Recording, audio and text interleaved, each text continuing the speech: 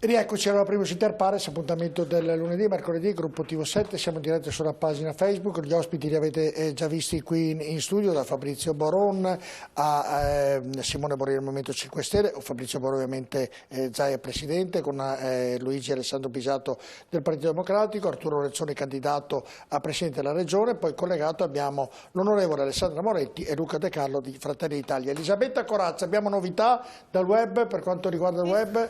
Allora, ti segnalo che proprio oggi che entra in funzione l'applicazione Immuni in Italia, la Norvegia ha invece deciso di sospendere appunto l'applicazione, la propria applicazione per il tracciamento perché è giudicata troppo costosa e invasiva della privacy. Ok, va bene. Andiamo con i messaggi, vediamo 4 messaggi, chiedo alla regia, ovviamente ci scusiamo chi non li possiamo mandare. Bravo dottor Bisato, psicologi mancanti per un anno nei distretti. Andiamo nel prossimo. Ovviamente ricordo che tutti i messaggi hanno un numero telefonico, quindi ognuno si prende la propria responsabilità di quello che scrive, noi li mandiamo in onda, l'importante è che non siano offensivi ovviamente. La campagna elettorale non si sta facendo perché Zaia da 3 mesi tutti i giorni in conferenza stampa e può dire liberamente ciò che vuole. Se bisogna giocare allora che le regole siano uguali per tutti, e questo ovviamente l'abbiamo già detto, ha detto ripetutamente anche Borrelli del Movimento 5 Stelle. Il signor Boron parla di opere per la sicurezza idrogeologica, ma con il Mose come la mettiamo? Zaia non c'entra nulla. Ovviamente Zaia non c'entra nulla, per quanto questo ve lo posso garantire, poi sarà Stato. Ovviamente Boron a riprendere questo argomento. Sulla prenotazione visite ho una brutta esperienza, mi è stata accreditata via mail una prenotazione comunicandomi il centro analisi privato, sbagliato, 2 giorni fa, mi chiamano chiedendomi perché non mi sono presentato, spero almeno non mi venga comunque addebitato il costo. Faccio fatica a leggerlo perché ho il monitor distante, le parole sono vicine, quindi chiedo scusa se le leggo lentamente, però è comprensibile anche questo messaggio in riferimento a quello che diceva prima Lorenzoni. Quindi Arturo Lorenzoni, allora, lei è candidato ovviamente in una battaglia impegnativa, come abbiamo detto e ridetto, con un governatore amato moltissimo nella nostra regione, con un centrodestra che nella storia ha sempre vinto, tranne tantissimi anni fa, e quindi è una battaglia che la deve impegnare in tutti i lati. Ovviamente che progetto, che programmi ha? La prima domanda che le faccio e poi le dico, lei è conosciuto nel Veneto ma è conosciuto soprattutto a Padova. Se io vado a Belluno, che è la regione Veneto, e chiedo di Luca Zaia, tutti mi dicono chi è. Se dico di Arturo Lorenzoni a Belluno, ho detto Belluno, ma può essere Rovigo, può essere il Garda, che ne so dalla parte veneta, non la conoscono. Come farà in tempi brevi a farsi conoscere perché lo votino? Parto da questa seconda domanda che è la più facile e più diretta. È vero, indubbiamente Luca Zaia parte da 10 anni di presidenza della regione, quindi ha una visibilità grandissima e 3 mesi di grande esposizione mediatica. Io credo che però questi 3 mesi che abbiamo davanti siano sufficienti per far conoscere il progetto a cui stiamo lavorando e per far conoscere la mia persona. Naturalmente abbiamo difficoltà perché ancora oggi non è che possiamo fare degli incontri in cui le persone possono essere avvicinate, possono essere diciamo così, portate in una sala. Sì. Per cui dovremo utilizzare dei mezzi anche diversi. Stiamo lavorando per esempio alla produzione di alcuni video, ad alcuni prodotti diciamo così da poter di comunicazione, diffondere, insomma, tramite... Sì, anche in maniera un po' diversa. Chiaramente, per dire, Facebook è uno strumento estremamente... Però lo diciamo sai che così... un conto lei averlo qui e fare domande e risposte, un conto fare un video, insomma c'è una bella diversità a livello di comunicazione. Indubbiamente, però c'è una prima fase della campagna che io credo possa essere fatta anche con degli strumenti di questo tipo e che possa essere abbastanza efficace. Presentarmi, far capire cosa ho fatto io finora nella mia vita, perché sto facendo questo progetto e che idea ho, io credo di poterlo comunicare anche. Ovviamente questa campagna avrà anche dei costi. Assolutamente sì, chiunque voglia aiutarmi, poi se mi fa passare l'IBAN chiedo una mano a tutti. No, può fare tutto quello che vuole. No, nel senso che sia lei, ha sia dei tutti gli altri. Ha dei costi molto elevati e su questo avrò bisogno dell'aiuto di moltissime persone che possono credere nel progetto che stiamo preparando. Per quanto riguarda il programma, indubbiamente deve essere il frutto di una condivisione da parte di tutte le forze che mi sostengono. forze che hanno delle sensibilità anche Ci diverse. sarà un punto più importante in questa sua campagna dove farà la battaglia? Per esempio il governatore l'ha fatta sulla sanità o sull'autonomia, prendo due esempi. Lei quale sarà il punto suo più... Ma sicuramente sanità e autonomia sono due tematiche che dobbiamo tenere al centro del dibattito, perché voglio dire 8 miliardi e mezzo su 11 del bilancio della regione sono in sanità, quindi non è che possiamo pensare di non parlare di sanità, con tutti i limiti che abbiamo individuato, soprattutto nella medicina del territorio. Il Veneto è straordinario nella medicina degli acuti, ha dei poli di eccellenza che ci invidia il mondo, e di cui da padovano sono orgoglioso, perché credo che Padova Però sia... la Moretti le ha dato anche qualche spunto in questa dichiarazione che ha fatto prima. Sì, sì, assolutamente. L'idea della Moretti di poter utilizzare i fondi europei credo che sia assolutamente... E io penso che dobbiamo essere pronti con dei progetti ben chiari, pronti e spendibili. Quindi l'idea di Alessandra è condivisibile al massimo. Ma io torno a quello che diceva Alessandro Bisato prima, quella parte del socio, cioè la parte della medicina che è sul territorio, che è organizzazione dei servizi, su cui siamo latitanti. C'era nelle schede sanitarie, ma poco si è fatto, troppo poco, per tutta una serie di problemi di salute che non sono il problema dell'acuto, che va gestito e che oggi credo sia gestito benissimo in Veneto. È una fonte di entrate per la nostra regione, la sanità degli acuti, ma la sanità invece diciamo così, del quotidiano, delle piccole, dei cronici, di tutte le malattie che ciascuno di noi nella sua vita sperimenta, credo abbia necessità di investimenti diversi. Questo sicuramente è un tema. Sicuramente c'è il tema dell'autonomia che, al di là della grande, diciamo così, battaglia mediatica che il Presidente Zaia ha fatto, ha un risultato straordinario. In 10 anni di battaglie, da Presidente della Regione, con governi anche del suo stesso partito, è riuscito a non ottenere nulla, facendoci spendere 15 milioni per un referendum e senza ottenere nulla. Io credo che questo i cittadini del Veneto lo debbano comprendere e dire fantastico, in 10 anni zero. Io mi prefiggo in 5 anni di ottenere una autonomia che è meno gridata di quella di Zaia, le 23 materie, alcune delle quali in maniera anche, parlo dell'energia per esempio, poco razionale conoscendo la normativa nazionale, una autonomia che sia basata su un federalismo vero, che sia mirata all'efficienza della pubblica amministrazione, perché questo è l'obiettivo, non è sostituire un centralismo romano con un centralismo veneziano, è modificare i legami amministrativi dando voce ai territori su tematiche importanti. Le faccio l'esempio dei trasporti perché da amministratore della città di Padova mi ci sono scontrato frontalmente. Le politiche per i trasporti, per farle bene, le dobbiamo fare tenendo conto delle esigenze dei comuni, ma facendone sintesi a livello regionale. Questo non è mai stato fatto. Non abbiamo mai, io in 3 anni di amministrazione di Padova, non ho mai avuto un incontro con gli altri amministratori comunali in regione per dire cosa possiamo fare per migliorare i trasporti della nostra regione. E guardi, bastava poco, sa, perché il biglietto unico regionale, integrando le diverse aziende di trasporto, è un investimento che è una frazione dell'investimento che abbiamo fatto sulla pedemontana, ma cambierebbe la vita di gran parte dei cittadini della nostra regione. Quindi la sua e non l'abbiamo è... fatto. La mia battaglia è su cose concrete, nei trasporti integriamo, nell'autonomia mettiamola in atto in alcuni esempi, in alcune attività molto concrete. Io sto, diciamo così, dialogando in maniera molto diretta e molto schietta con Simonetta Rubinato, che su questo tema ha lavorato credo in maniera seria anche a livello nazionale, e io credo che possa portare alla nostra alleanza, alla nostra coalizione un contributo importante. In maniera però concreta, sapendo quali sono i confini costituzionali all'interno di cui muoverci, senza andare a gridare di autonomie, indipendenze, cose altisonanti, che magari fanno breccia su alcuni dei nostri cittadini, ma che poi non hanno la concretezza. Io credo che questo sia uno dei fallimenti di Luca Zaia.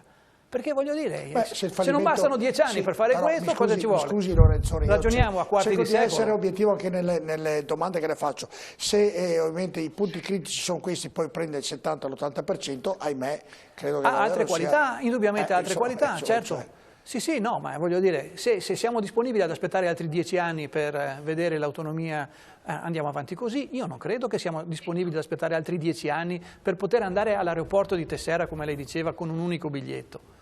No, con il treno, almeno che arrivi. O con il treno, ma con un qualsiasi, ma comunque anche con un biglietto unico, o che un nostro studente dell'università possa salire a casa sua con un biglietto e arrivare fino all'università senza fare 3-4 titoli di viaggio. Quindi lei come obiettivo ha sanità, trasporto, autonomia, cioè gli obiettivi mi può definire... Obiettivi poi, ne faccio uno che è sicuramente la gestione dell'ambiente.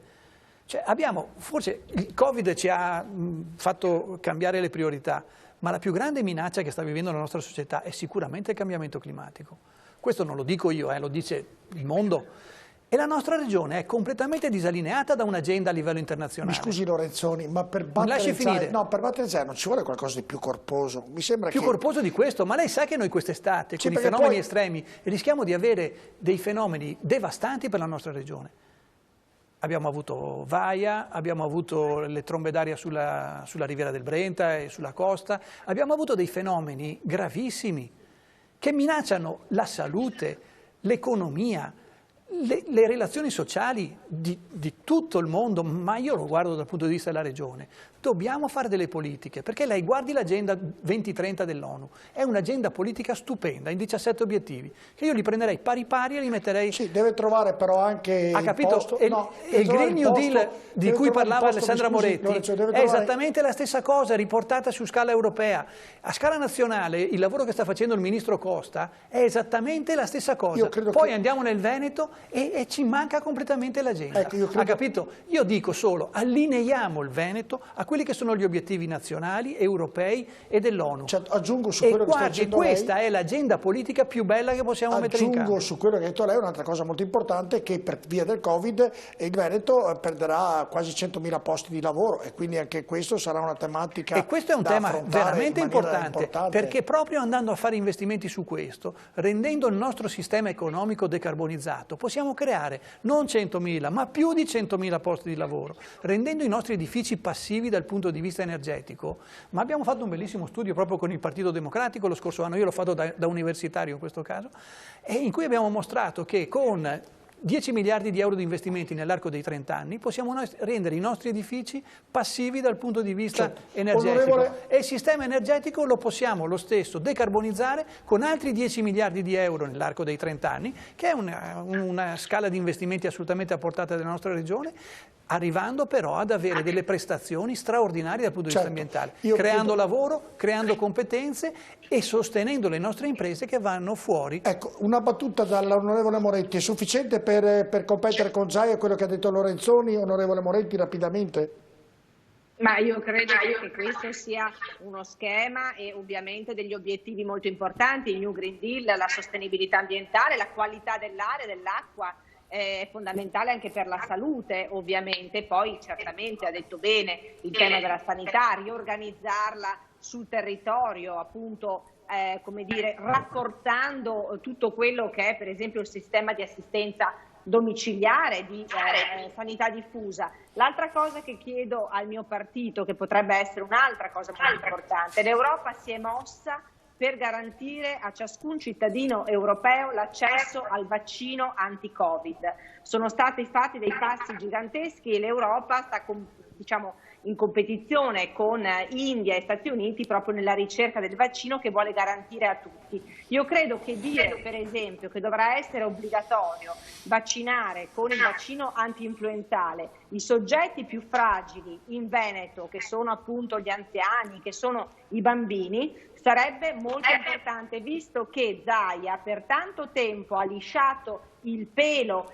agli antivaccinisti, ai Novax, anche molto presenti in Veneto. Anche questi sono messaggi molto importanti. Siccome il Covid ci ha fatto capire quanto è importante la scienza e il vaccino, io vorrei che il mio partito su questo, come lo ha fatto su scala ovviamente anche nazionale, molto chiaro. In Veneto noi prevediamo l'obbligatorietà, per esempio, del vaccino antinfluenzale, che non è il vaccino anti-Covid, certamente, ma può aiutare, come dice la scienza, a prevenire malattie di questo tipo. Allora, Moro, lei è Posso presidente. dopo una cosa dire? Io ho parlato adesso per la par condicio. No, sì, magari se abbiamo parlato del PD, adesso scusate. Brava, si prende la scena, ma insomma è bene che tutti quanti riusciamo a contribuire al dibattito. Io do la parola, però ovviamente adesso la parola spetta a Fabrizio Moro, perché è Presidente della Quinta Commissione della Sanità del Veneto. Uno dei punti forti in questo ultimo momento è stata la sanità, proprio perché Zaia ha salvato il Veneto dal Covid. Mi sembra che la parte opposta dica no, proprio una delle cose a migliorare è la sanità, vuol dire che per loro la sanità ha molti punti oscuri. È d'accordo Fabrizio Moro su quanto ha detto l'onorevole Moretti e quanto ha detto Arturo Lorenzoni? Beh, se poi abbiamo che nella fase emergenziale le riviste internazionali e perfino Harvard prende a beneficio e ad esempio la sanità del Veneto, per carità poi ognuno è libero di dire quello che vuole, no? Ma insomma è sotto gli occhi di tutti quello che è successo e come la sanità del Veneto ha risposto all'emergenza. E non ha risposto all'emergenza così casualmente, ha risposto perché ha una struttura, una organizzazione e ha avuto delle riforme importanti negli ultimi 5 anni che ne hanno determinato la facilità e la velocità di azione. Forse pochi riescono insomma, a capirlo o a sapere che ad esempio l'emergenza si è riuscita a combattere velocemente perché il Veneto è riuscito a procurarsi nel mercato in maniera veloce, prima che fornisse la protezione civile, i respiratori per le terapie intensive, gli IDP e gli indumenti ovviamente con le mascherine e quant'altro per il sistema ospedaliero. Lo stesso fatto insomma, dei tamponi, no? Le attrezzature, l'unica attrezzatura in Europa. Beh, lì è nata una diatriba sui fa... tamponi, è nata una diatriba con ma tamponi, l'unica attrezzatura che a Padova, che fa 10.000 tamponi al giorno, 9-10.000 tamponi al giorno, è una macchina americana. Scusi, per dovere ricordo che devo dire, Crisanti dice, se io rimettevo prima, la Russo non ha voluto, altrimenti mi ha detto i costi li devo pagare io. Stiamo parlando di un'altra, lei mi sta parlando di... Dopo se vuole le dico di tutto quello che è successo. Parlavo di tamponi. Però stavo parlando di un'altra, perché mi sta dicendo cosa la sanità è riuscita a fare. Cioè quando lei va sul mercato internazionale ad acquisire ovviamente quanto è necessario per fare l'emergenza, perché sa, una cosa importantissima nell'emergenza era i respiratori, quelli che tutti cercavano, nessuno trovava e il Veneto è riuscito a procurarsi.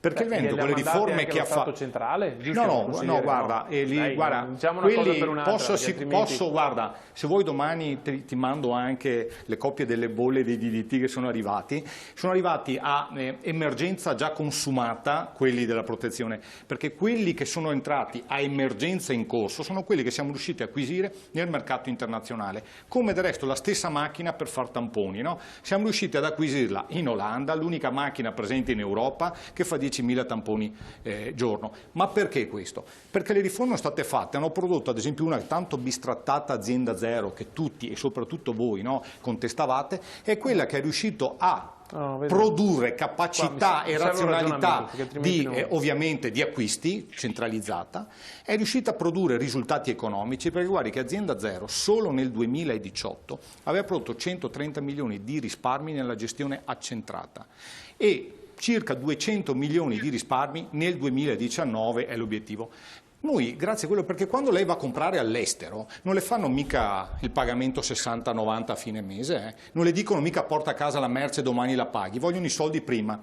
Bene, sappia che dallo Stato centrale stiamo ancora aspettando i soldi dell'emergenza e quello che abbiamo comprato in Veneto, i 150 milioni che ci è costata l'emergenza sanitaria fino adesso, sono stati comprati con i soldi che la gestione sanitaria e le riforme sanitarie in Veneto hanno prodotto nei risparmi ovviamente dei veneti.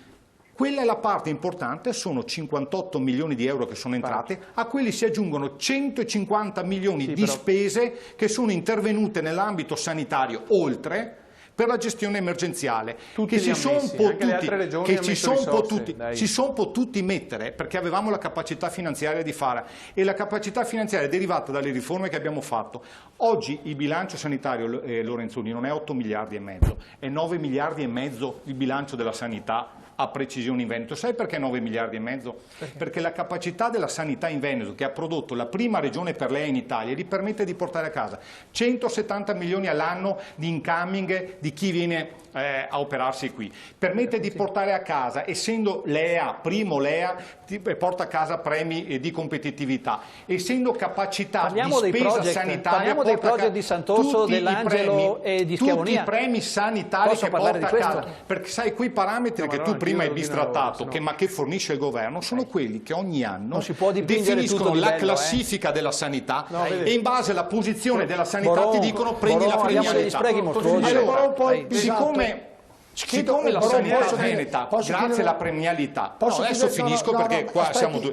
Siccome la premialità veneta, che è quella che ha prodotto un aumento del budget sanitario in Veneto, si è resa capace, si è resa possibile grazie a un tema che si chiama federalismo e autonomia, quella che è stata votata con il titolo quinto di un referendum fatto, di una legge costituzionale fatta al centro-sinistra a quel tempo. È l'unico risultato che voi oggi osteggiate, perché quando voi parlate osteggiate delle 23 materie, cosa volete le 23 materie? Le 23 materie sono scritte in Costituzione, ti ritieni repubblicano e costituzionale, rispetta la Costituzione, dai le 23 materie che ci sono scritte, quella è l'autonomia, no ricorre al ribasso. I veneti hanno bisogno di un presidente che punta al meglio, non al ribasso.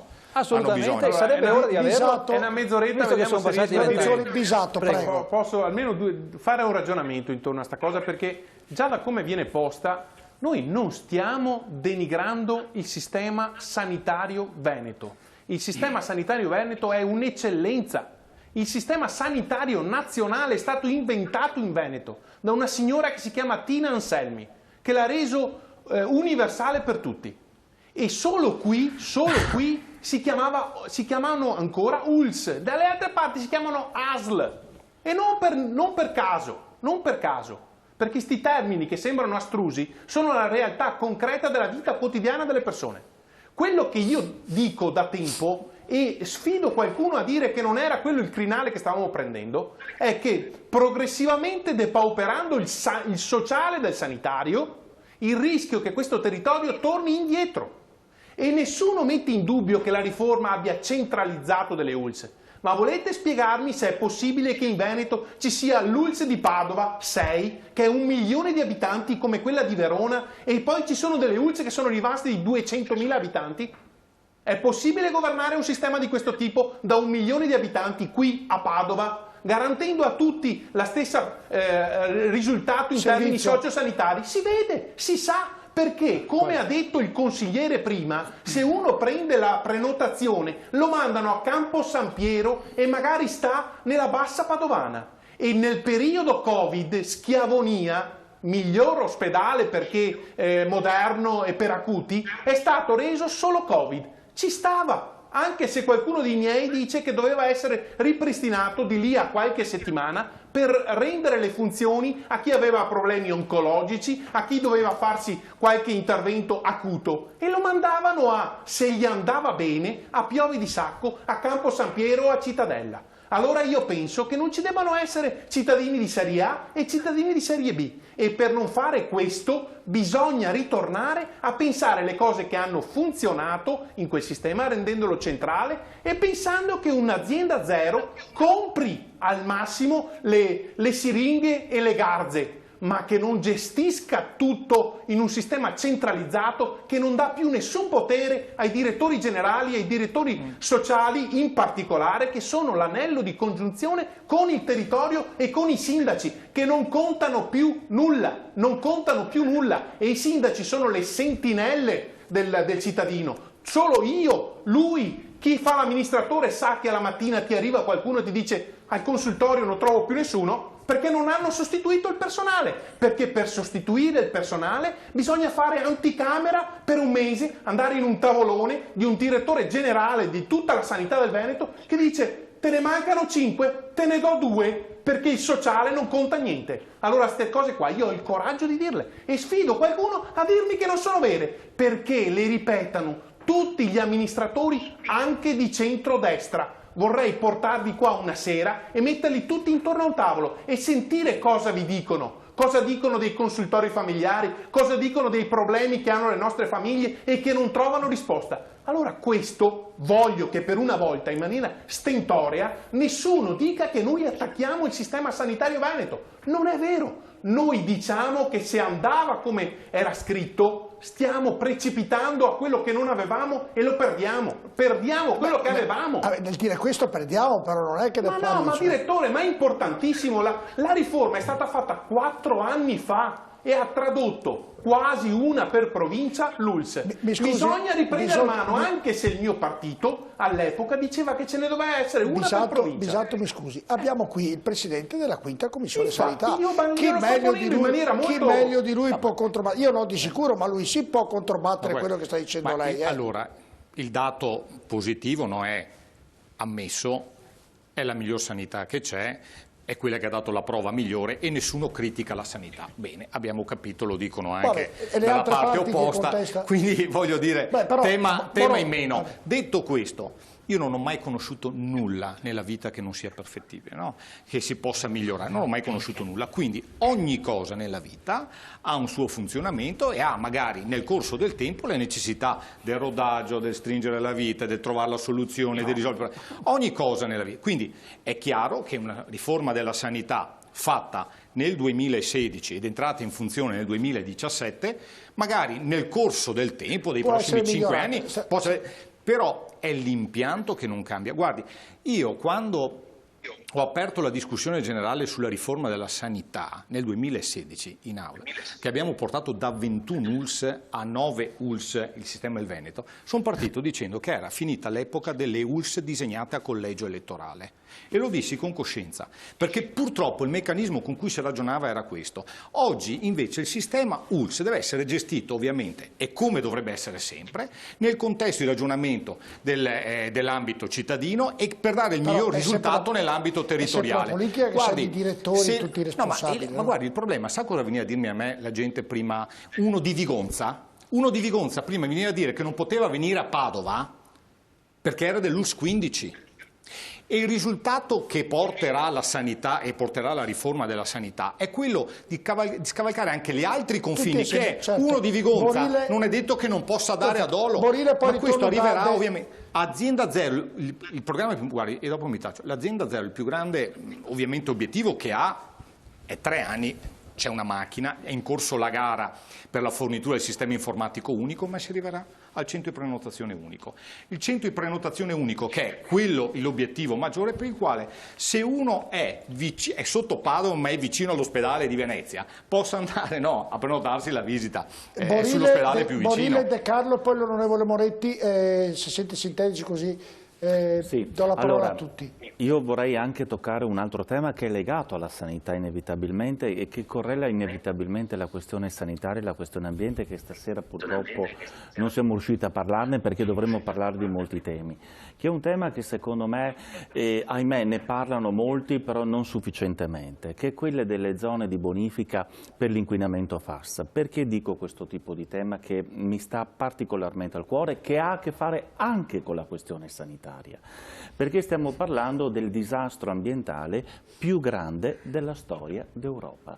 350.000 persone contaminate da questi elementi chimici che sono stati sversati per anni da una società a Trissino, la Miteni, che a tutt'oggi non ha conosciuto ancora né una bonifica né uno smantellamento.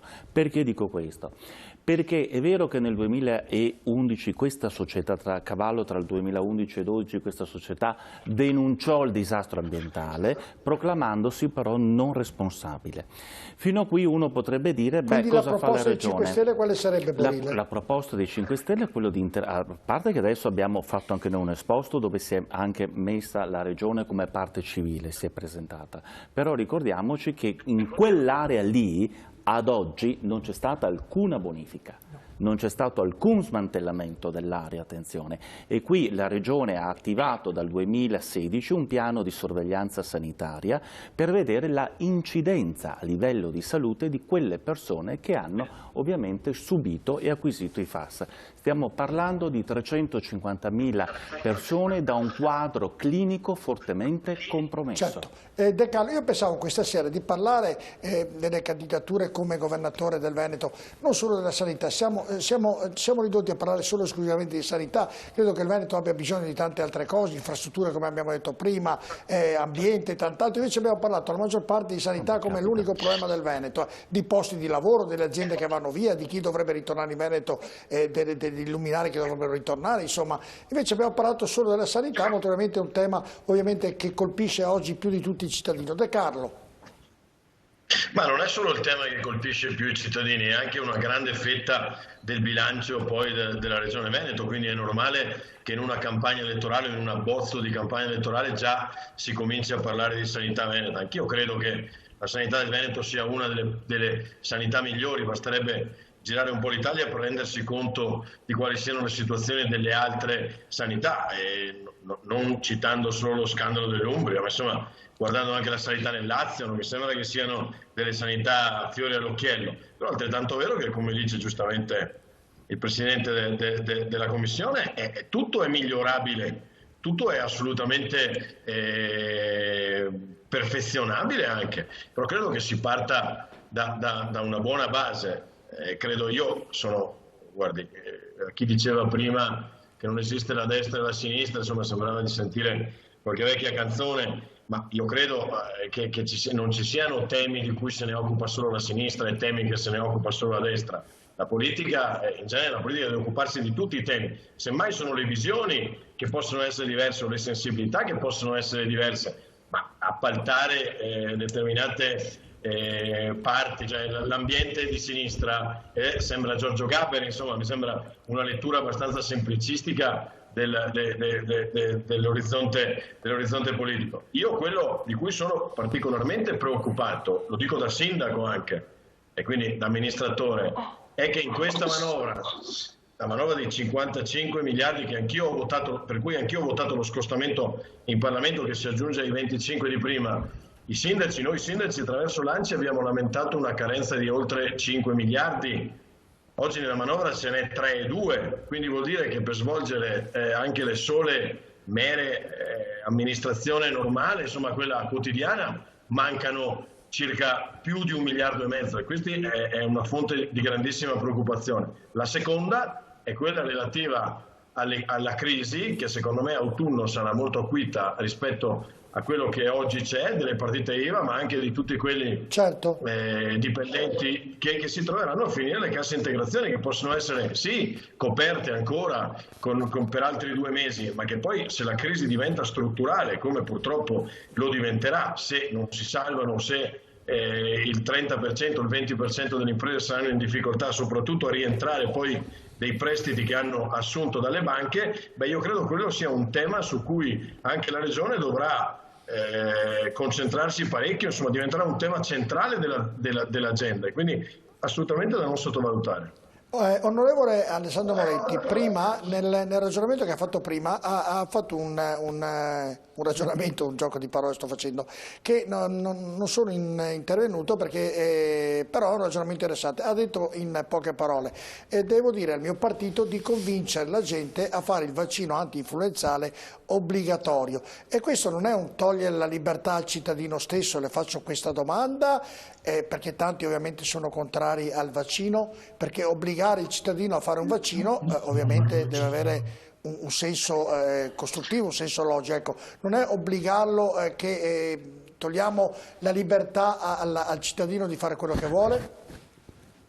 No, guardi, il cittadino non può fare quello che vuole quando c'è di mezzo la salute della persona, ma la salute anche pubblica. Non mi faccia ricordare l'impegno che il PD regionale, che io abbiamo messo per la reintroduzione dell'obbligo vaccinale sospeso in Veneto nel 2007, ripeto, l'atteggiamento poco responsabile che allora Zaia aveva nei confronti dei Novax. Oggi l'atteggiamento è molto cambiato, perché il Covid ci ha fatto capire quanto sia fondamentale invece la vaccinazione, per cui se il vaccino antinfluenzale, come dice la scienza, può aiutare ad evitare l'insorgenza di malattie e di virus come quella del Covid, la politica deve avere il coraggio di decidere di assumersi una responsabilità. Detto questo, la sanità in Veneto, come giustamente prima ricordava Bisato, è stata creata da una grandissima donna, quella grande ministro del lavoro, la prima ministro del lavoro, che è stata appunto Tina Anselmi. Abbiamo altre esperienze straordinarie, non c'è solo quella del Veneto, l'Emilia Romagna per esempio, la Toscana. Dello stesso colore politico di Luca Zaia c'è anche il governatore Fontana, cioè in Lombardia la sanità veneta, la sanità non è paragonabile, no, rispetto a quello che è successo lì, rispetto a quello come è stata gestita in Veneto. Cioè, diciamoci anche la verità, la sanità veneta e la sanità in generale funziona bene perché noi abbiamo dei grandi medici, dei grandi scienziati, dei grandi operatori sanitari, infermieri, delle persone del volontariato che aiutano anche molto, diciamo così, no, la struttura e le strutture. Quello che diceva Bisato, noi come PD abbiamo fatto invece una battaglia importante proprio perché non venisse smantellato quel sistema sociosanitario che invece l'azienda Zero ha voluto ridurre al minimo. Non c'è riuscita la Lega perché anche il PD ha fatto un'opposizione importante e ha evitato, diciamo, il peggio. Adesso che abbiamo capito che invece andrebbero rafforzate, senza dire che la sanità veneta fa acqua, non è vero, diremmo una cavolata. La sanità veneta funziona, ha funzionato, ma dobbiamo prevedere meglio e di più. E quindi certamente il fatto di dire potenziamo per esempio i servizi domiciliari.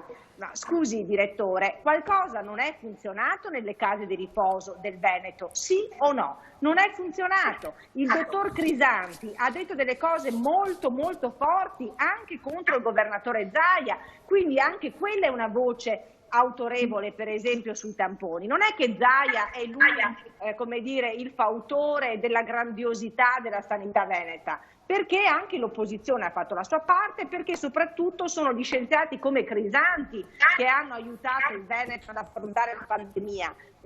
Quindi poi Zaia ha avuto il merito di affidarsi a professori e a professionisti come Crisanti, però dobbiamo riconoscere anche agli altri dei meriti. Certo, però non è, pensare, onorevole, Zaia sia no, però onorevole Moretti, non è da poco conto quanto un governatore prende delle persone all'altezza per fare il lavoro, quindi il merito anche... Ma certo, ma assolutamente, dopodiché abbiamo visto che Crisanti è entrato in polemica perché evidentemente alcune questioni erano state riferite al governatore secondo, come dire, cioè, c'erano delle versioni diverse, quantomeno diverse e talvolta anche opposte. Ma detto ciò, come Partito Democratico regionale, noi in questi anni abbiamo sempre lavorato per migliorare la sanità, non per smantellare quello che di buono c'è.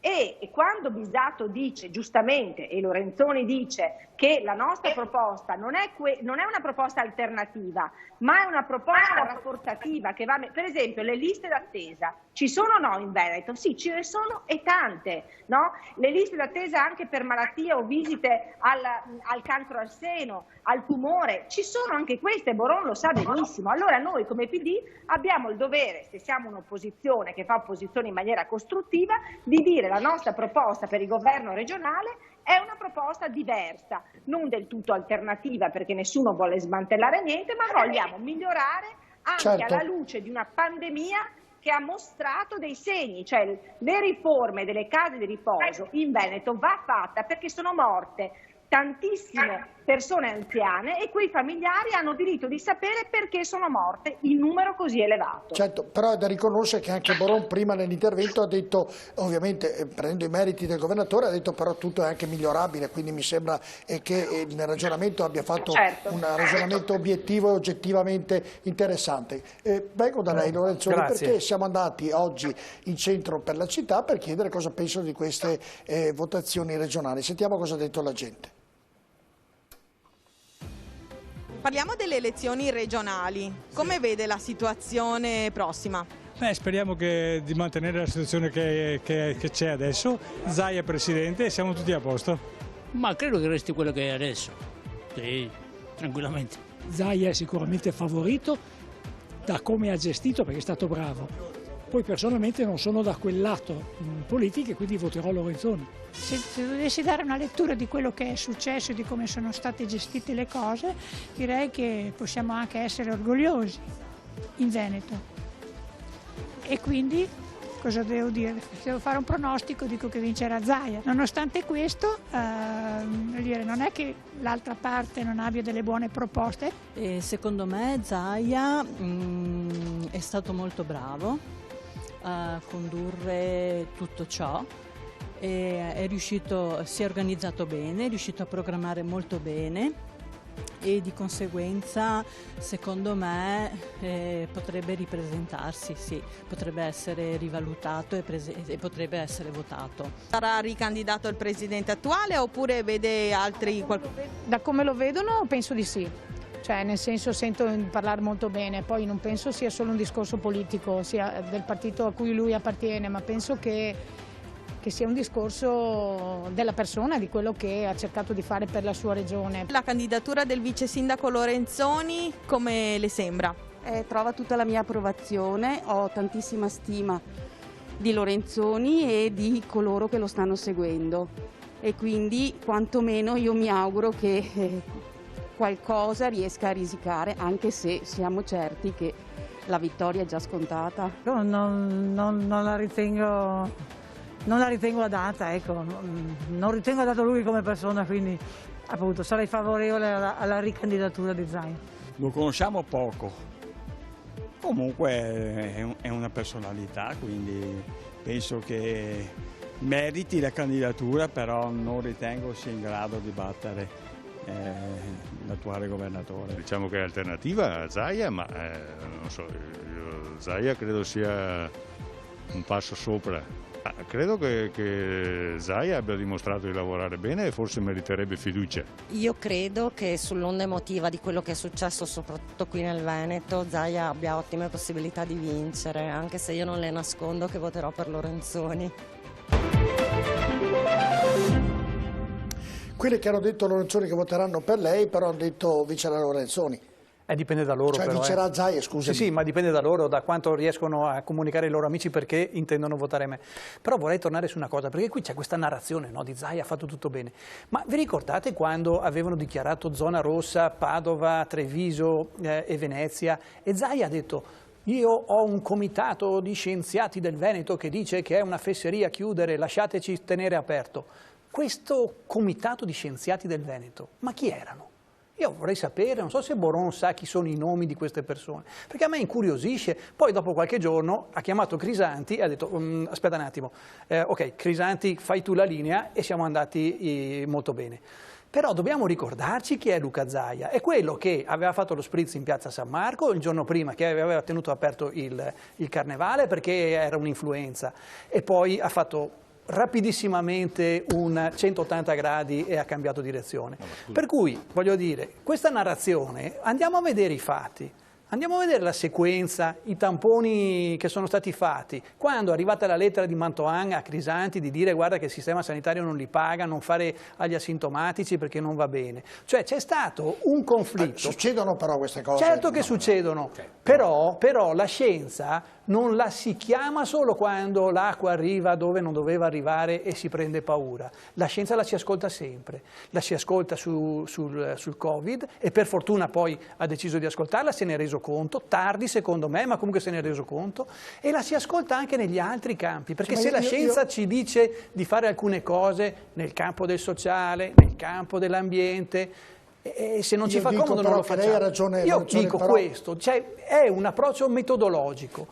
Però mi lasci fare una domanda, perché c'è una cosa un tarlo che intervengo sul suo ragionamento, perché è vero che lo dice, però alla fine poi il governatore ha firmato lui per portare i tamponi a meglio tardi che mai, meglio tardi che mai. Come delle volte dico, a Padova l'ospedale lo possono aver ideato tantissime, però l'ha firmato questa amministrazione, quindi alla fine le firme quando è arrivata però l'amministrazione di Padova, io dico no, per dover di cronaca, perché lui era lì da 10 anni e non aveva fatto niente. A Padova è arrivata un'amministrazione diversa e le cose si sono fatte. Però ha firmato sempre Zaia anche. Ma certo che ha firmato Zaia, voglio dire, non si è opposto, vabbè, ci mancherebbe altro, ma il lavoro, mi scusi, ma qui sono chiamato direttamente, non l'ha fatto Luca Zaia, che è stato corretto, è stato un interlocutore leale e corretto, ma la spinta e la capacità di creare il sistema per arrivare al risultato l'ha fatta l'amministrazione del comune che ha fatto un lavoro secondo me importante. Io Poi lui è stato leale. Guardi che Lorenzo ne ha dato il però merito. la 10 anni era di lui. Per essere sopra le parti del governatore che, nonostante la critica Crisanti, la diatriba, alla fine il governatore ha firmato lui, ha detto sono stato io a decidere i tamponi per Vo, perché è stato lui a firmare e questo bisogna renderne atto. Si è reso conto che stava prendendo una china. Quando la Lega dice l'ospedale a Padova l'ha creato in quella posizione il sindaco precedente Bitonci, ed è vero, però poi ha firmato il sindaco attuale, quindi alla fine conta chi firma, la musica è per tutti, vale per tutti il ragionamento, alla fine conta così. No, beh, voglio dire, anche noi abbiamo fatto delle cose che aveva fatto l'amministrazione precedente, ma gli va riconosciuto, non mi prendo meriti, ma non è questione di meriti, è questione di metodo. C'è un problema di metodo qui, ma è un problema serio nella nostra regione che dobbiamo porre sul tavolo. Faccio un altro esempio, perché i veneti forse hanno un'idea edulcorata di quello che è. Non è perfettibile, Boron. Cioè qui c'è un problema serio. Parliamo dei project, della finanza di progetto sugli ospedali. Cioè questo è un vulnus sulla sanità del Veneto che è importante. Quante sono? Io vorrei sapere le prestazioni pagate ai privati e non prestate negli ospedali che hanno finanza di progetto, Schiavonia, Sant'Orso. Io so che ci sono tutte delle diagnostiche presenti negli ospedali che prevedono... distingui quali prestazioni, sanitarie o non sanitarie? Sanitarie. No, sanitarie non sono distinguibili sul project, le sanitarie le dà la Regione Veneto. Le prestazioni di project... La diagnostica, mi riferisco alla diagnostica. No, le prestazioni sanitarie dentro i project li dà il sistema pubblico. Giro la domanda. Li dà il sistema pubblico. L'unico che può dare prestazione sanitaria non pubblico è il privato accreditato. Ma siccome chi gestisce il project è un sistema finanziario e non fa sanità, o tu sei uno... Non giriamo la realtà. Quanto è la spesa da parte di Azienda Zero verso l'ospedale di Schiavonia o l'ospedale di Sant'Orso o dell'Angelo per prestazioni che sono garantite ai privati che hanno messo la diagnostica dentro e che noi paghiamo senza ricevere le prestazioni? Ma scusami, allora... Stai sbagliando. No, non sto sbagliando. Allora, il sistema project non è un sistema di servizio sanitario, ma è un sistema di finanza che ti mette a disposizione una struttura e la sua manutenzione. Quanto la paghiamo senza avere prestazioni in corrispettivo? Non ci sono prestazioni sanitarie fornite dal project, ma stiamo scherzando. Ma dov'è che le... Cioè, perché dopo è la stessa... Scusami. Allora, è la stessa cosa che hai detto prima. Prima hai detto una copertura del bilancio... No, quella è un'altra cosa. Sto parlando di prestazioni sanitarie date dal sistema project. Diagnostiche? Diagnostico è un sistema sanitario. È un sistema sanitario anche quello, è la prestazione sanitaria. Un esame diagnostico è una prestazione sanitaria. Siccome sei abituato a dire imperfezioni, mi permetto, perché prima hai detto... perché prima hai detto una cosa che, guarda, sei smentibile al 2000%. Hai detto addirittura che Zaia ha lasciato fare il Carnevale di Venezia. Cioè, ma porca miseria, ma scusami un attimo. Prima di fare... Ma scusami un attimo. Lo spritz in Piazza San Marco, chi l'ha fatto? Non l'ha fatto Zaia, quello è Zingaretti ai Navigli, guarda che ti stai sbagliando. Ti stai sbagliando se Zingaretti ai Navigli. Zaia ha fatto l'ordinanza di chiusura del Carnevale prima che ci fosse l'emergenza e il blocco. A Roma, però, ma dai, no, Zingaretti ai Navigli a Milano ha fatto lo spritz. Zaia ha fatto l'ordinanza prima che ci fosse l'ordinanza governativa, ha fatto l'ordinanza di chiusura del Carnevale. La stampa, il direttore tira fuori la stampa di quei giorni quando... perché guarda che... Cioè, guarda che il Carnevale di Venezia quest'anno chi erano gli esperti, gli scienziati esperti veneti? Sai chi ha fatto il programma di emergenza? La dottoressa Russo. Se vuoi parlare male della dottoressa Russo, lì c'è la telecamera, parli male della dottoressa Russo che ha fatto il programma di emergenza, quello che ha funzionato. Il programma di emergenza... il programma di emergenza ha fatto la dottoressa Russo, la capo dipartimento prevenzione il gruppo e igiene e prevenzione. Che allora, diceva di non fare zona rossa. Siccome se c'è qualcosa da dire che non ha funzionato, la dottoressa Russo ha sbagliato il programma. Chi erano gli esperti che non volevano fare zona rossa 3 giorni prima della chiusura di Trenitalia? E la zona rossa, vedi, dimentica. Quando ci fu la proposta della zona rossa Padova, Venezia, Treviso, Zaia disse no zona rossa, o tutto il Veneto o niente. No. Guarda... Non è così. Guarda che non è così. Sì, in 2 secondi si può trovare la rassegna stampa. In 2 secondi. Ed ero qui presente in trasmissione quando si discuteva di questo, perché c'era anche il tuo segretario e parlavamo delle zone rosse. Pochi giorni dopo è stata fatta zona rossa tutto il Veneto. Tutta Italia. Allora, che poi andiamo a vederla, non è stata fatta zona rossa ma arancione, perché altrimenti si davano delle contribuzioni economiche. Ma chi erano questi esperti che dicevano di non fare zona rossa? Ma guarda, che devi informarti prima, perché quando c'è stata l'emergenza, siccome ero qui presente in questa trasmissione di domenica pomeriggio, sono state fatte due cose essenziali e quelle le ha decise il Presidente: la chiusura di Schiavonia, perché c'è stato il primo caso Covid, e la chiusura di Vo per isolare ovviamente la provenienza del primo caso Covid, e l'ha fatte contro tutti che gridavano in quel momento che stava creando solo paure e facili allarmismi, perché nello stesso momento, ti ripeto, il segretario Zingaretti andava ai Navigli a fare lo spritz. Consigliere, se la mettiamo così, anche Salvini ha detto apriamo 100 volte. Ha fatto la chiusura e da lì è partito tutta la... diciamo il progresso di quello che è stata l'emergenza, perlomeno segnaliamo quelle cose che sono state. È elegiaca, è una ricostruzione elegiaca. Domanda a chiunque se quest'anno c'è stato il carnevale di Venezia. Domanda a chiunque. Però possiamo dire una cosa obiettivamente, che essendo un virus conosciuto a tutti, un po' hanno sbagliato tutti, in un eccesso o nell'altro, compreso il comitato scientifico che prima ha cominciato a dire, qualcuno che ha dato in televisione, niente mascherina, è un'influenza, e ovviamente i politici si adeguavano alle comunità scientifiche e qualche politico da una parte, mi scuso, o dall'altra, mi lasci finire, qualche errore l'hanno commesso involontariamente, ma era il comitato scientifico che ne ha commessi di errori a cosa ha detto? Quindi, aspetti che termino. Quindi io da questo punto di vista, da cittadino, mi permetto di dire che il politico inizialmente ha meno responsabilità della comunità scientifica che dava dei segnali un po' sbagliati. Sto difendendo tutte le parti. Rispondo con le parole del professor Crisanti, che l'ha risposto lui intervistato alla 7 da Lili Gruber, visto che lo si tira in ballo. Scusi Borò, ha detto che la Russo facciamoli prima, la Russo ha detto di no, quindi non c'entra niente, quella non c'entra la Russo, è area sanitaria. Guardi che Crisanti, intervistato alla 7 dalla Gruber, quando hanno detto cos'è che ha funzionato in Veneto e non in Lombardia, sa cosa ha detto? In Veneto non hanno ascoltato l'Istituto Superiore di Sanità e l'OMS, per quello è andata meglio. Bene, parola al professor Crisanti. Dite che ha sbagliato anche lui adesso. Però vedi, dite che ha sbagliato anche lui.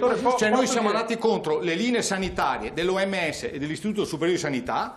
La Lombardia invece le ha seguite, ma non ha sbagliato, perché ha seguito le linee del Ministero. Crisanti, che è diverso, non noi, non la Regione. No, ma siccome avete preso a oro colato, perché quella lettera lì ormai rimane a futura memoria, quella lettera a cui faceva riferimento lei, firmata dal direttore generale sociosanitario, che dice attenzione perché fai danno erariale. Gliel'ha scritta lui, non l'ho mica scritta io. Allora, ma tu sai cosa vuol dire danno erariale? Sì, no? molto bene, molto bene. E tu, se io domani mattina vengo a chiederti di fare una cosa contro la legge e contro l'impartizione del Ministero che ti porta al danno erariale, tu le fai da sindaco?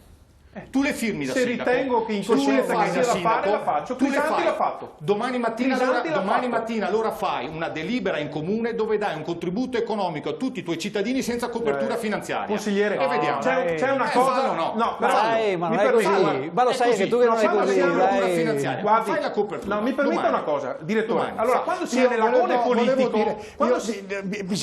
Mi ero fermato su un problema di difendere le parti politiche perché ho dato la responsabilità alla comunità scientifica. A me di tutte e due le parti non va bene nemmeno quella. È questo che volevo precisare. Nell'agone politico può andare bene la sottolineatura, l'iperbole, però bisogna essere onesti intellettualmente. Allora, siccome qui veniamo dopo 3 mesi di tempesta perfetta, insomma. Se non è simil guerra, questo cos'è? 2000 morti. Tempesta perfetta, insomma, è allora, imperfetta se non è prevedibile, no? Va bene, ho sbagliato anche su questo, mi tengo la mia idea.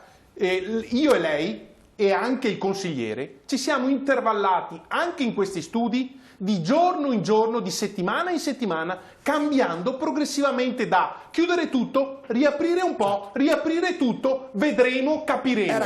Allora in questo la cosa che non è accettabile è che si dica che qualcuno, come fosse stato l'unto del Signore, le ha beccate tutte e tutti gli altri le hanno sbagliate tutte.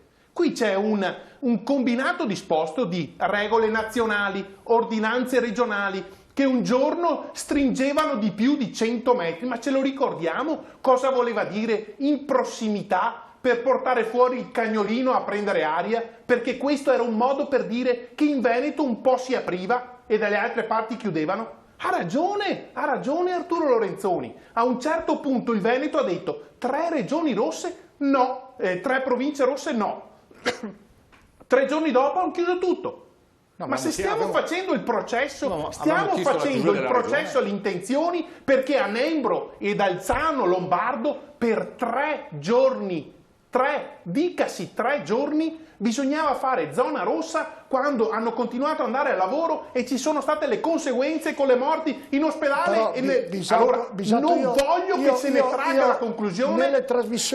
Nelle trasmissioni che abbiamo fatto, e non dovete un po' la parte politica, credo, prenderlo in considerazione, perché la parte politica, indipendentemente, credetemi, da chi governa, da chi è all'opposizione, che ovviamente le battaglie e le diatribe nascono per forza di cose, è stata la comunità scientifica a divulgare in maniera errata, a comunicare in maniera errata. Dall'inizio, quando il signor Burioni andava che era un leggera influenza, Ilaria Capua che ha detto che è da 6 mesi che non ha più laboratori dove studia appunto questa tematica. Io ho avuto delle trasmissioni con personaggi importantissimi a livello nazionale. Se vi faccio rivedere dall'inizio della pandemia quello che hanno detto ad oggi, hanno cambiato versione dall'oggi a domani. Quindi mi permetto di dire ad entrambe le parti politiche, se errori sono stati commessi dai politici, dal mio modesto punto di vista, erano giustificabili, perché non conoscendo la materia si affidavano a degli esperti che hanno toppato all'inizio.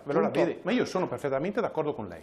La cosa che non accetto è la costruzione, per cui se una cosa è andata bene è stato merito di qualcuno, e quelle poche cose che in Veneto non sono andate, alcune molto significative, perché le case di riposo, come ha detto Alessandra Moretti, non dappertutto ma in alcuni casi è stato un problema. C'è stata una conferenza stampa in cui qualcuno ha detto che non sono responsabilità della politica sanitaria regionale, le case di riposo del Veneto, e abbiamo trovato la salvezza su Merlara perché è venuto l'esercito, perché morivano tutti come le galline.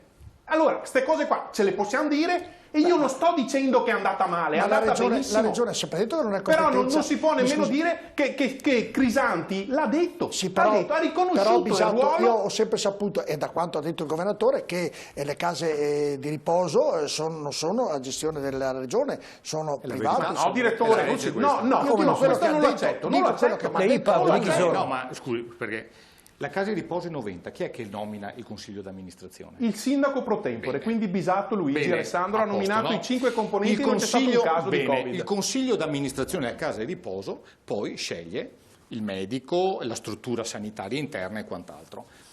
Se, ovviamente dopo, quando c'è stata l'emergenza, ci sono stati i decreti che hanno imposto la chiusura, no, è dopo, prima non lo puoi fare. Il problema delle case di riposo, sai qual è stato il problema delle case di riposo?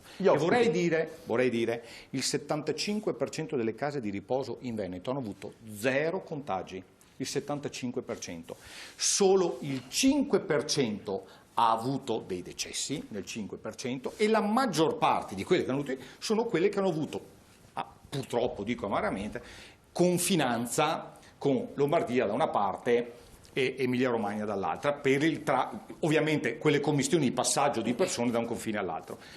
Ma il problema è stato che se non avevi la possibilità di porre il blocco all'ingresso, perché non lo puoi fare se non c'è un atto di decreto, il blocco, quei giorni antecedenti all'emergenza, poi il decreto che ha posto il blocco, entravano le persone. Però le direttive che erano partite, che erano quelle direttive che si seguivano sul controllo degli accessi, ci sono state delle case di riposo, Padova l'ha seguita molto bene e l'ha attivata addirittura in anticipo. Posso fare una domanda e ha contenuto il problema. Sì, ma senza aiuti dalla regione. Ma sono soggetti al controllo regionale. La regione non. Allora, il consiglio di amministrazione della casa di riposo, il consiglio di amministrazione nomina il direttore, nomina il medico, poi c'è la Moretti perché non c'è commissarialità se non c'è un decreto. Posso fare una domanda, Borò?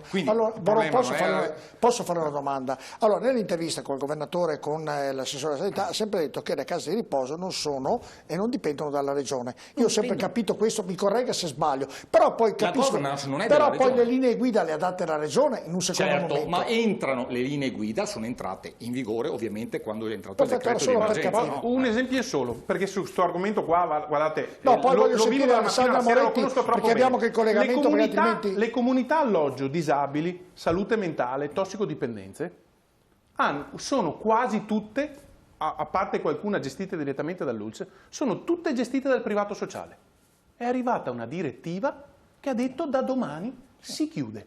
Rimangono a casa, purtroppo anche con come dire, disvalore nel rapporto con la famiglia, ma il Covid era un'emergenza superiore e hanno chiuso. Allora, su ste cose delle case di riposo non giriamoci intorno. L'autorizzazione la dà l'ULSS, l'autorizzazione la dà l'ULSS e il funzionamento. No, guarda che è stato lo stesso momento in cui è arrivata anche l'ordinanza, ovviamente dopo decreto, su quello che riguarda le case di riposo. Il problema sono stati quei giorni antecedenti al decreto che ha posto poi le chiusure. L'onorevole Moretti, che ha lanciato la bomba delle case di riposo, no, però scusi, siccome è stata votata all'unanimità una commissione d'inchiesta in regione, no? Sulla questione del è stata votata all'unanimità, e siccome questa commissione d'inchiesta ha posto anche in elenco, prima di tutto, il colloquio diretto con la magistratura che indaga, ovviamente per non creare problemi in ambito della magistratura, e quindi chi sarà il Presidente dovrà collaborare in maniera stretta con la magistratura, e ha posto anche un elenco di tutte le persone, i dirigenti, le strutture delle case di riposo che hanno avuto problemi e che dovranno venire, quindi i presidenti delle case di riposo, i direttori generali, e andranno in commissione a spiegare cosa è successo. Tutto quanto. Alessandra Moretti, onorevole. Ma guardi, io credo che in televisione non si debbano fare processi a nessuno, anche se è evidente che la pandemia ha colto impreparati tutti e il nostro Paese è stato il primo, suo malgrado, a gestire la pandemia a livello europeo. Tant'è vero che proprio l'Organizzazione Mondiale di Sanità ha detto che l'Italia, che il governo italiano ha gestito la pandemia in maniera, diciamo, con competenza, con coraggio, con tempestività, e quindi è stato anche, come dire, modello per gli altri paesi europei che sono arrivati più tardi. Detto questo, io trovo abbastanza, diciamo così, imbarazzante quando sento Corona la Regione non ha nessuna competenza per quanto riguarda le case di riposo, salvo poi far intendere che se le cose vanno bene è merito della Regione. Se le cose però all'interno delle case di riposo vanno male, la colpa è dei comuni o di qualcun altro. Del resto noi siamo abituati il messaggio a che il governatore Zaia scarichi sempre le responsabilità di quello che succede in Veneto sugli altri, dal Mose alle case di riposo alla Pedemontana Veneta. Cioè è sempre lo stesso cliché di cui purtroppo i veneti evidentemente si sono assuefatti e non lo notano. Io credo che la polemica, per esempio, sui tamponi che il professor Crisanti ha fatto nei confronti della Russo e nei confronti di Zaia sia una polemica importante che denota alcune insufficienze da parte, diciamo, del governo regionale. Ma detto questo, in Veneto è andata bene, è andata meglio, molto meglio che in altre regioni, penso alla Lombardia, guidata dal leghista Fontana. Bene, noi come Partito Democratico vogliamo però che la sanità veneta sia ancora di più migliorata, sia messa nelle condizioni di essere all'avanguardia, che i medici vengano pagati di più, che gli infermieri vengano pagati di più, che vengano assunti più giovani medici, che si aprano concorsi, come dire, no? Dei giovani medici. Se l'autonomia può servire a questo, ben venga anche l'autonomia, però è anche vero che la bandiera dell'autonomia è stata sventolata non per 10 anni, per 20-25 anni. È un mantra ormai. Certo. Alessandra Moretti. Abbiamo speso milioni di euro sottraendoli alle tasche dei veneti per farci dire che i veneti erano per l'autonomia, cosa che sapevamo già, salvo poi non ottenere neanche quando Salvini teneva in pugno il governo guidato dai 5 Stelle e dalla Lega di Salvini. Salvini poteva fare quello che voleva, è che a Zaia l'autonomia non gliela voleva concedere Matteo Salvini. Ecco, quindi qui torniamo sul conflitto iniziale. Aspetti che termini, Boron, poi in ritardo, non arriva, non c'è ritardo. Io sposo appieno quello che ha detto, mi spiace solo però dopo constatare una cosa, noi facciamo una legge, facciamo un nuovo corso di laurea specialistica a Treviso con 90 borse di studio da pagare dalla Regione e ci vengono impugnate a Roma e ci bloccano la legge. Perché non devi andare a prendere dalle risorse ma di Lea? solo perché lesa maestà, questo è il problema, no? Il problema è lesa maestà. Ho capito perché non possono. Ma non è reale, perché stiamo parlando di 9 milioni di euro di spesa su 9 miliardi e mezzo di area di bilancio. E comunque il corso di specializzazione di un medico, se non fa parte quello dell'ambito sanitario, non so cosa ne faccia parte. Era la programmazione economica del corso Boron qui, facciamo il corso di laurea e lo impugniamo. Allora, onorevole Moretti, saluto l'onorevole Moretti. Può dare un consiglio a Lorenzoni, onorevole Moretti, prima di chiudere il collegamento, di ringraziarla? Non so se mi sentite. Benissimo. Forte e chiaro. Ok, allora consiglio al bravo e coraggioso Lorenzoni di stendere un piano e un programma di 4 punti molto snelli, scarni. Noi chiediamo la semplificazione burocratica, che il Partito Democratico sia in grado di semplificare anche il programma in 3-4 punti molto chiari, facendo forza anche sui fondi europei. Zaia nei confronti dell'Europa è debolissimo perché la Lega in Europa non conta nulla, che il Partito Democratico invece che in Europa governa si faccia forza e sfrutti al massimo i fondi europei che dall'Europa arriveranno nei prossimi mesi. Ecco, vuole dire qualcosa anche a Boron, visto che ha lavorato per 4 anni vicino? Beh, io ricordo sempre tutti con grande affetto, ricordo a Boron però che la Moretti non scappa mai da nulla, che è l'unica candidata che si è dimessa dal Parlamento europeo per correre senza, come dire, paracadute in una corsa molto molto difficile, quindi lo invito a usare dei termini un pochino più appropriati e rispettosi della storia politica delle persone. Grazie onorevole Moretti, grazie della disponibilità. De Carlo vuole concludere anche lei, De Carlo? Io concludo semplicemente ricordando che a fronte di tante cose negative abbiamo visto anche personale medico, forze dell'ordine, politici anche in campo per sconfiggere questo coronavirus. Mi fa piacere tra l'altro poi che già il 22 maggio un mio collega sindaco di Agna abbia voluto intitolare una piazza proprio agli eroi della sanità, e credo che quello sia anche un bel segnale di attenzione nei confronti di chi ha lottato in prima fila e a volte supportato dalla politica, a volte contrastato dalla politica, perché è vero, noi abbiamo cambiato idea spesso perché non era colpa nostra, ma non avevamo probabilmente gli strumenti per poter affrontare in maniera diretta, proprio per essere stati i primi a dover affrontare questo virus, mentre tutti gli altri stati europei sono riusciti a copiare da quello che facevamo noi e evitare i nostri errori. C'è stato un personale, un medico delle forze dell'ordine che invece era in prima linea. Io vorrei chiudere proprio ricordandoli e ricordando il loro prezioso De Carlo, lei era di Forza Italia, no, inizialmente, o sbaglio? Io? Sì. Oh, guardi, assolutamente no. Io sono sempre stato nello stesso posto. Io vengo dal fronte della gioventù. No, mi aspetti, terminavo la domanda. La domanda aveva un senso. Perché tanti di Forza Italia poi sono arrivati, hanno mollato quel partito per venire da voi?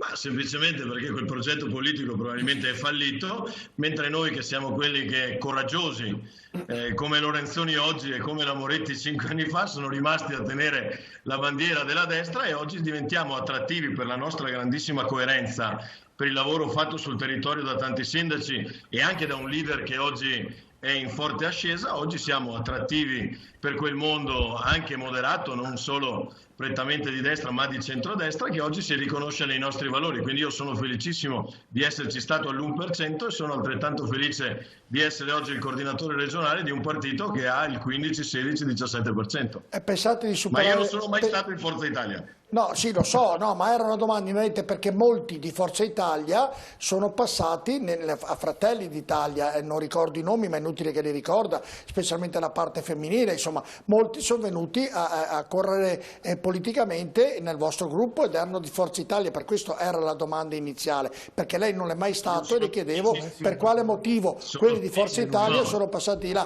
Forse gliel'ho posto male io la domanda, ma era per far capire che lei è sempre stato fedele al suo partito e tanti altri invece sono corsi e sono intervenuti nel vostro partito. Tutto qui era una considerazione. Per me è motivo di orgoglio per vedere che tanti oggi ci danno l'ultimissima, il vostro obiettivo è superare la Lega, superare il PD. Qual è il vostro obiettivo?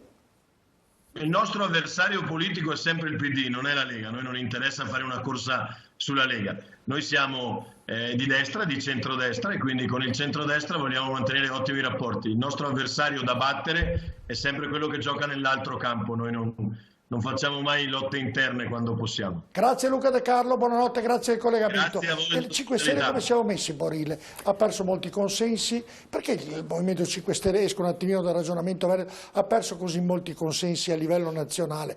Aveva preso il 35%, 34%, mi corregga perché adesso posso sbagliare sicuramente i numeri, oggi davvero è ridotto il lumicino, quel numero lì si è dimezzato e alla grande. E per quale motivo secondo lei? Cosa non ha funzionato all'interno del movimento? Allora, guardi, io sono anche convinto che chi fa poi alla fin fine rischia molto spesso anche di dividere e quindi di perdere consensi. Noi in questi 2 anni abbiamo lavorato inizialmente con la Lega e adesso con il PD in un governo di emergenza, in quanto ci siamo trovati in un qualche modo obbligati a dover ripianificare nuovamente, riprogrammare di nuovo alla vigilia di una manovra economica che era obbligatorio ovviamente licenziare.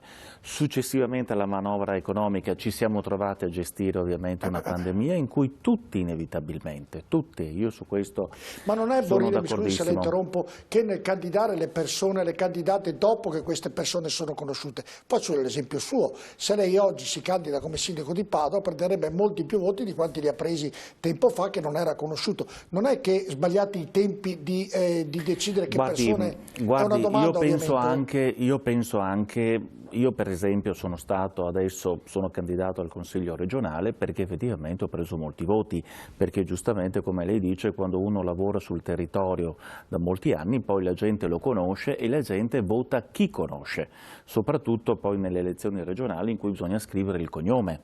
Quindi il cognome una persona lo scrive solo se ha fiducia di quella persona e se l'ha conosciuta.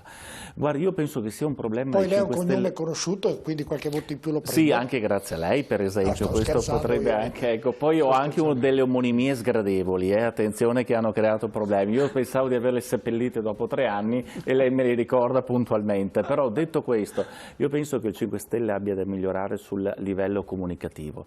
Ci sono dei bravi consiglieri anche in Veneto che hanno lavorato bene, secondo me a livello comunale, che hanno portato avanti delle battaglie che sono esemplari. Ma perché hanno perso i voti? Mi risponde alla domanda, perché hanno perso io le sto consensi? spiegando, è un problema di comunicazione secondo me, guardi, non è tanto un problema, per esempio c'è una manovra, io ne faccio una fra tutte, per esempio a livello nazionale, se vogliamo fare una riflessione a livello nazionale. A livello nazionale, per esempio, sì, adesso... Però mi scusi, Borile, perché io la devo interrompere anche maleducatamente. Se lei va e dice non vado mai più vado con la Lega, mai più col PD, poi toglie la Lega, va col PD, non è che crea ai propri elettori qualche confusione di questo genere? Ma guardi che è la stessa cosa, per esempio, Salvini che non voleva andare con Berlusconi si è ritrovato con Berlusconi.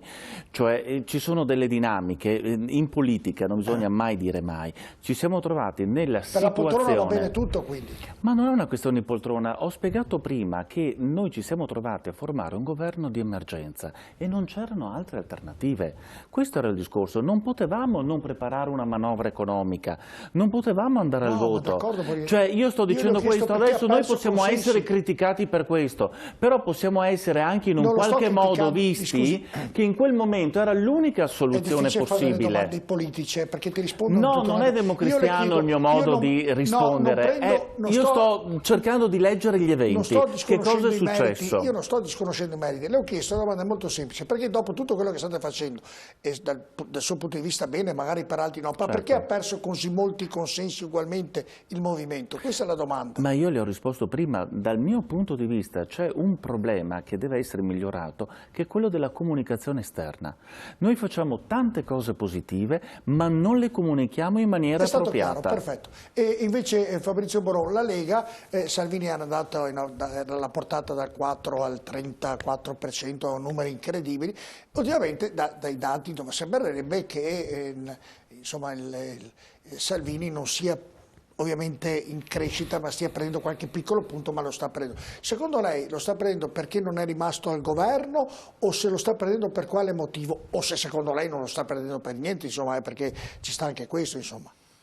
Beh, ci sta che magari in una fase, no, dove sei meno visibile o sei meno ovviamente all'interno anche delle stanze dove si decide, e con quello che è successo poi nell'emergenza qualche risultato in meno lo puoi ottenere, cioè qualche consenso in meno lo puoi avere, ma non credo sia una mancanza di consenso, sia solo un effetto momentaneo di quello che è poi il mediatismo del momento.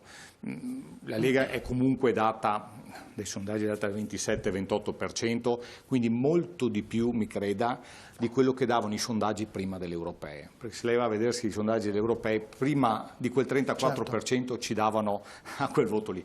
Quindi la Lega è sempre sottostimata su quello che è i sondaggi. Certo è una cosa, il merito di Matteo Salvini è quella di aver preso un partito che era neanche il 4% e l'ha fatto diventare il primo partito italiano, no? Il primo partito italiano. Poi però abbiamo anche la possibilità di avere la forza grazie anche a amministratori, perché essendo un partito strutturato che nel corso del tempo... Quei voti li ha persi Boron perché ha fatto saltare il governo col movimento, oppure per altri motivi? No, perché è difficile poter dire oggi quello che è successo, no? Quasi un anno fa. Lei? No, perché dopo che è caduto il governo la Lega era data lo stesso ai massimi storici. Quindi l'effetto della caduta del governo, e per i presupposti con cui è caduto, ovviamente però non può essere... lentamente... Oggi no, secondo me oggi guardi, è solo sottostimata per un fatto ovviamente mediatico, che è quello che l'esposizione ovviamente dell'emergenza ha concentrato molto di più sull'ambito governativo. Ma al di fuori di questo è un sondaggio che, come le dicevo, viene sempre sottostimato secondo me nel dato reale. Però guardi che il problema è diverso. La Lega è un partito che ovviamente viene da molto in là nel tempo e ha saputo formare anche una classe dirigente, anche una classe di amministratori molto capace, l'esempio in Veneto di Zaia, l'esempio di altri governatori, sindaci, perché poi alla fine il consenso è diventare il primo partito, non lo diventi solo perché vai in televisione. Fabrizio Boron, secondo lei Zaia andrà mai a Roma? Zaia continua a dire a precisa domanda... Glielo chieda al Presidente. Come? Glielo chiede al Presidente. No, gliel'ho chiesto, lui ha sempre detto che vuole rimanere in Veneto. Glielo chiedo a lei che ci lavora vicino. Secondo lei, a percezione, visto che ha molte richieste dal nazionale, ha soprattutto un grande consenso a livello nazionale e internazionale, potrebbe succedere che cambi idea, secondo lei, o rimarrà fedele al Veneto? Guardi, io questo non lo so. Così So solo dirle una cosa per certo, che il Presidente si candida a un altro mandato, che è l'ultimo, ovviamente, perché poi la legge non dà la possibilità di un altro mandato, ma si cambia il mandato perché ha detto che nei prossimi 5 anni la battaglia cruciale, la battaglia da portare a casa e da vincere è quella dell'autonomia. Quindi questo glielo posso dire, perché poi dopo l'autonomia cosa farà non lo sa. Bisato invece per quanto riguarda il PD. Il PD è un partito che non ha mai avuto grandi leader. Quando l'ha avuto, vedi Renzi, all'interno sono successi di quelle liti indescrivibili che ha spaccato in 3, 4, 5 parti il partito stesso. È il partito stesso che non vuole un leader, ed è una filosofia del PD a non avere un leader che trascini il popolo della sinistra italiana, oppure per quale motivo non ce l'ha? Questo andrebbe se più fatta un'analisi... Se è giusta la domanda che le ho fatto. No, ma tutte le domande sono giuste, quindi ci mancherebbe. È un'analisi più socio-politica che politica. Io non so che Renzi aveva saputo interpretare un pezzo significativo di società, ma il leader deve anche saper essere un passo avanti la propria gente, non un chilometro più avanti, e soprattutto non deve saper in qualche misura mediare anche rispetto alle istanze che dalla società provengono e derubricarle in dato politico. Ma non è bisogno, le chiedo anche a lei scusa se la interrompo perché siamo in chiusura, non è che Bersani, Renzi, Calenda, Zingaretti, un po' tutta questa storia ha fatto perdere voti a un partito che molto probabilmente oggi davvero potrebbe avere la maggioranza qui in Italia, invece era stato ridotto sul lastrico e oggi si sta lentamente riprendendo. Non è queste baruffe interne, uso un termine chioggiotto, hanno fatto sì che questo partito andasse ai minimi livelli storici? Le divisioni fanno male, la dialettica interna è ricchezza se fa crescere tutti assieme, al di là delle divisioni, perché bisogna sentirsi parte di un'unica comunità. Io a questo credo profondamente, io credo ancora che ci siano state delle fortissime intuizioni anche da parte di Matteo Renzi, che poi però abbia un po' perso la Trebisonda, se mi permettete, anche se non lo sto giudicando personalmente, perché è diventato forse proprio troppo centrato sulla persona e poco su un'idea che esiste ancora, che fa parte anche di un portato in società. Il tentativo invece che mettiamo in campo noi nel nostro piccolo in Veneto, sapendo che è difficile, è quello di ricreare un tessuto connettivo anche. Per forza di cose? Ma per forza, nel senso che, guardate, se noi mettessimo in fila, così come ci sono validissimi amministratori della Lega, io penso che potremmo mettere altrettanti amministratori del centro-sinistra che sanno interpretare un pragmatismo, la concretezza del reale del giorno per giorno, del risolvere le questioni e i problemi, però anche con un'idealità che non lasci indietro nessuno. Se permettete, questo è il mio, come dire, perché sto da questa parte e non sto da un'altra parte. Però noi tante volte quando si vota per le regionali rischiamo di perderci ognuno nei propri meandri, nei propri ambiti. Lorenzoni sta unendo tutti quanti e quindi è un tentativo di stare tutti assieme e di stare assieme pur nella complessità delle idee. Lo sa Lorenzoni che lo vedo molto teso, non so, è in tensione per questa candidatura? No, mi ha tenuto qui fino a un'ora impossibile, io pensavo di essere già a letto a quest'ora, forse è questo. No, ma lei deve prepararsi a molte di queste battaglie, Ma io sì, dovrà fare certamente. notti intere sveglio per fare la battaglia, per poter competere con Zaia, al di là delle battute ovviamente. Lei cerca di unire tutte le parti di sinistra, giusto? Per cercare di controbattere ovviamente la forza Zaia. Ma assolutamente sì, ma non solo di sinistra, cioè io credo che l'alleanza che stiamo creando sia un'alleanza molto ampia, ma non civica, fortemente connotata a sinistra. Sì, ci sono degli amministratori civici che io non saprei collocare nell'arco politico, però si riconoscono in un progetto. Il denominatore su cui stiamo lavorando è proprio quello di un'idea progettuale, di un'idea di Veneto che non sta fermo per non sbagliare, ma che guarda avanti e guarda all'innovazione. E io credo che su questo si possa creare un progetto molto bello. Vedo i ragazzi giovani che rispondono bene a questa sollecitazione, perché loro vedono la necessità di cambiare le cose, di non dover emigrare. È una ferita questa. A Padova il colore era l'arancione, per il Veneto è lo stesso colore, che colore avrà come simbolo? Abbiamo presentato un simbolo per il Veneto che vogliamo, che è verde laguna e arancione, ma poi ci si collegherà con i colori delle altre liste. Noi abbiamo un po' tutti i colori, però ecco, io credo che la fiducia che mi è stata data da questa coalizione ampia sia proprio legata alla possibilità di lavorare insieme, superando le diversità, perché tutti abbiamo dei punti di vista diversi, delle sensibilità diverse, ma come diceva bene prima Alessandro Bisato, la diversità è ricchezza.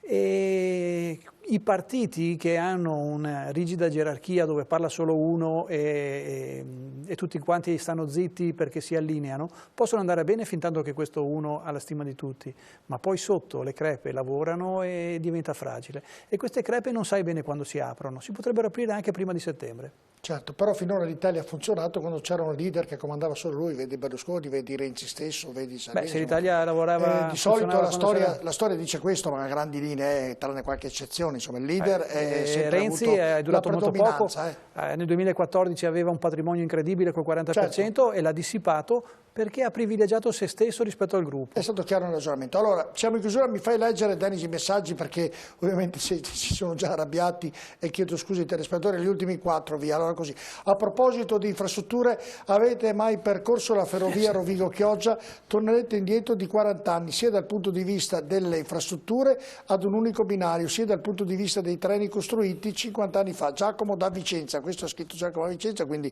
chi di conseguenza dovrà sistemare anche questa ferrovia. Se la sinistra storicamente fosse stata unita, magari anche solo di facciata, come lo è stata la Lega, forse ora staremo parlando di altro. E lo dice uno che vota centro-sinistra da 40 anni. Zaia purtroppo si vende bene, noi no. Andiamo nel prossimo messaggio, ovviamente tutti hanno la firma, tutti sono decifrabili. Spero che chiunque sia il Presidente non si dimentichi del bacino del Brenta. Ogni volta alla prima pioggia rischiamo di finire sott'acqua. Andiamo all'ultimo di questa serie, ovviamente che è anche l'ultima serie. Complimenti per la trasmissione, vorrei sapere da Borilla cosa pensa della lite tra Grillo e Di Battista, grazie se lo manderete. Lo mandiamo, cosa pensa della lite tra Grillo e Di Battista? Ma secondo me Di Battista, Rapido, poi sono in chiusura Borilla. Allora, Grillo ha fatto una battuta molto chiara, è come il giorno della marmotta, ti risvegli per rivivere sempre la stessa giornata, il movimento è cambiato, non siamo più quelli di 10 anni fa, perché sono cambiate esperienze, non siamo più all'opposizione, siamo al governo e quindi bisogna saper guardare avanti ovviamente il movimento e non pretendere di certo, ritorniamo indietro se vogliamo per essere competitivi, però il movimento quindi è cambiato. Quindi ha ragione cambiato. Grillo secondo lei? Secondo me sì, ha sbagliato i tempi di Battista. Perfetto, va bene. Grazie a Fabrizio Boron, grazie di aver stato con noi, grazie a Simone Borile, grazie a Luigi Alessandro Bisato, ormai l'ho imparato a memoria, nome, tutti e due i nomi, e in bocca al lupo ad Arturo Lorenzoni, una battaglia che si preannuncia impegnativa e le auguro le migliori fortune, come io le auguro a tutte le parti ovviamente essendo al di sopra, però sarà una battaglia davvero molto impegnativa, quindi un grosso in bocca al lupo se lo merita. Elisabetta, buonanotte anche a te. Prima di salutare tutti vi dico che si è concluso dopo 2 ore il Consiglio dei Ministri ed è stato approvato un decreto legge che anticipa di 4 settimane la cassa integrazione, praticamente permette alle aziende che hanno esaurito le 14 settimane di cassa integrazione previste nel Cura Italia e nel decreto rilancio di anticipare ulteriori 4 settimane previste. Perfetto, abbiamo dato questa notizia in diretta, grazie a Denis dalla redazione 2. E grazie e buonanotte anche da parte mia. Bene, saluto Marco e Claudio della regia, vi ricordo domani l'appuntamento 12:30 col governatore Zaia che darà i numeri ovviamente del Covid della giornata. Buonanotte a tutti. Parliamo delle elezioni. Questo programma è stato offerto da Dispar, Eurospar, Interspar. Da 60 anni, il valore della scelta.